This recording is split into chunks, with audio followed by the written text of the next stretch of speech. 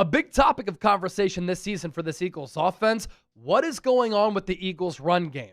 Is Saquon Barkley washed? Is he cooked? Is he feeling the effects of leading the NFL in touches in 2024 when he won Offensive Player of the Year and put together arguably the best single season for a running back of all time? Or is it this Eagles offensive line? When you look at Saquon's numbers here in 2025, it's crazy how down they are.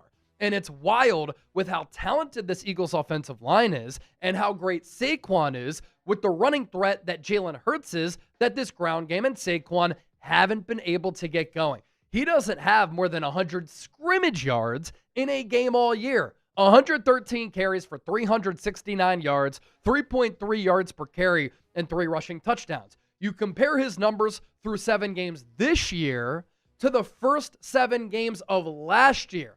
Look at the difference. 130 carries for 766 yards.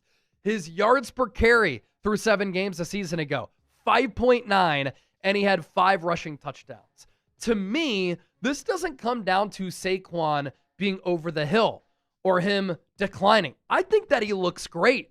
He has explosiveness. He has burst. He has pull-away speed. He's still really fast. Some of the jump cuts and the spin moves that we're seeing, we saw all of that last year.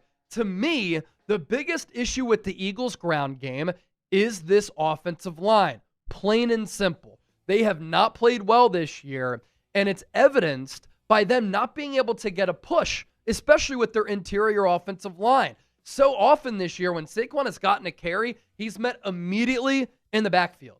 And the data backs all of this up. I did some digging here. Yards before contact per carry for Saquon, 27th in the NFL. Stuffed run percentage, second to last in the NFL at 31st. Run block win rate, this Eagles offensive line, 24th. Pressure rate, 25th. Pass block win rate, 19th. And some really important numbers here compared to last year, the yards before contact per attempt. Last year on average, Saquon picked up 3.8 yards before contact. That means this offensive line was getting a great push. They were getting downhill, and Saquon was not touched for nearly 4 yards after his carry, right? In 2025, that number is down a full 2 yards. That's 6 feet. Easy math. And last year, his yards before contact total, he ran for 2,005 yards. 1,328 of those came before contact. And this year, the split's not good. 369 total yards, only 205 of them before contact. It's not Saquon.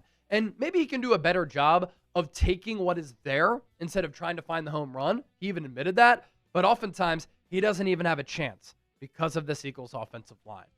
Last topic that I want to get to here centers in on Jalen Hurts.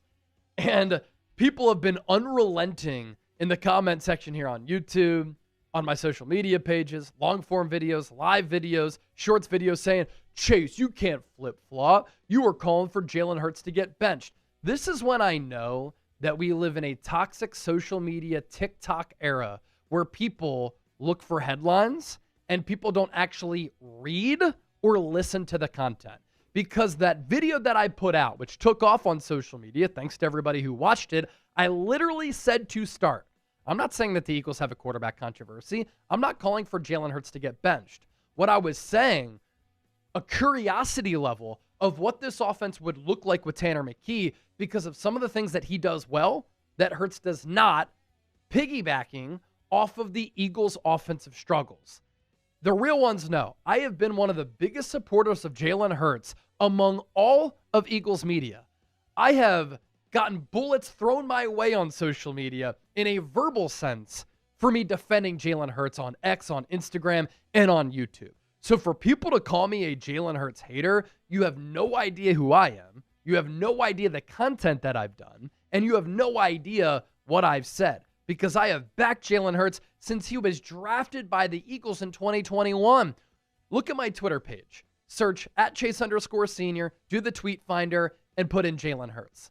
I'd say 95% of what I say is very positive about him, but he even admitted he needed to play better, which is why we had that topic of conversation.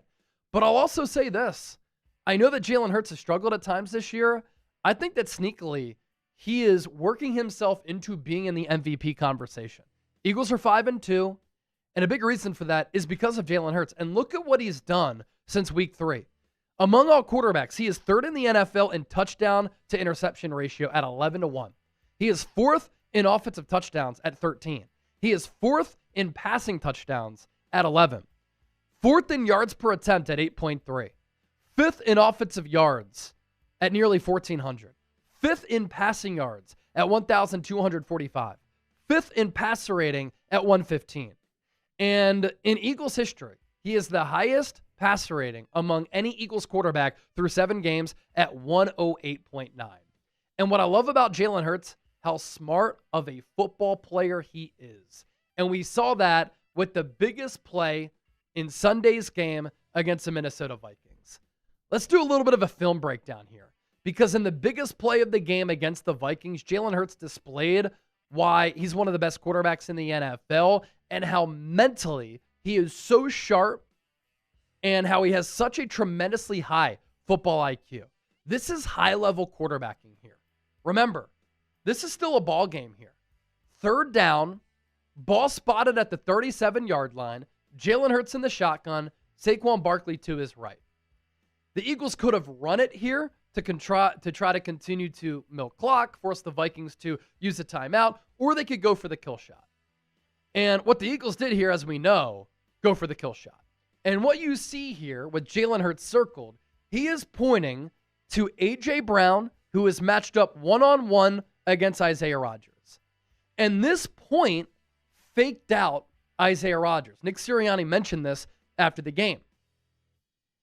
And as we go to the next slide, that Jalen Hurts point, Isaiah Rodgers thought, was indicating that A.J. was going to run a slot, that he was going to break in. And so Isaiah Rodgers got faked out. And as you can see, as A.J. faked the in cut, Isaiah Rodgers broke inside toward the number, toward the hash, thinking that Hurts was going to throw the in breaker. But as we know, A.J. Brown had a great head fake. And look at the position of Isaiah Rodgers there.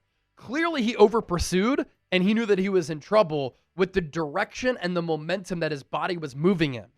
And so with A.J., fakes on the in shoulder, gets upfield, Isaiah breaks toward the in breaker, throttles down, but by the time that he does that, he's beat. He's cooked. And so with the Vikings sending pressure, what Hurts also did was kind of drop back, buy himself some time, and then throw off his back foot, and he dropped it right in the bucket to A.J. Brown. And it's because A.J. beat Rodgers, but it was the point that started it all that faked Isaiah Rodgers into thinking that Hurts was going to throw the in-breaker. And Hurts and A.J. faked Isaiah Rodgers out. And I like Isaiah Rodgers as a football player. He got cooked by A.J. and Devontae Smith on Sunday. And I'm sure that made Howie Roseman very happy. Don't forget to give me a follow on X and Instagram, by the way, at Chase_Senior. I'm giving you so much Eagles content here for free, and I'm giving you additional Eagles coverage on my personal social media pages.